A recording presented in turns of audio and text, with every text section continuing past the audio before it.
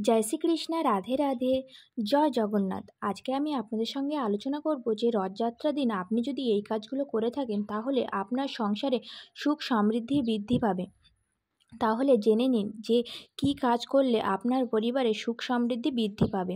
প্রথমত এটা মনে করা হয় যে রথযাত্রার দিন আপনি যদি রথ দর্শন করেন বা আপনি যদি জয় জগন্নাথ উচ্চারণ করে রথের সামনে বা জগন্নাথ দেবের সামনে, তাহলে আপনার মানসিক দিক থেকে আপনার কোনো সমস্যা থাকবে না। বা এটাও মনে করা হয় যে রথযাত্রার দিন রথ দর্শন করা অত্যন্ত শুভ বলে মনে করা হয়। দ্বিতীয়ত, রথযাত্রার দিন আপনি যদি রথের দড়ি স্পর্শ করেন তাহলে আপনার পরিবারে সুখ সমৃদ্ধি বৃদ্ধি পাবে।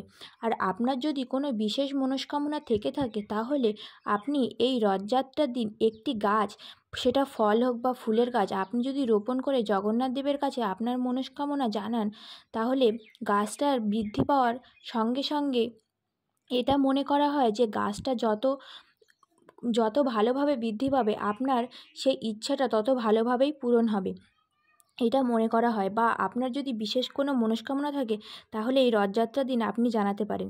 জয় জগন্নাথ।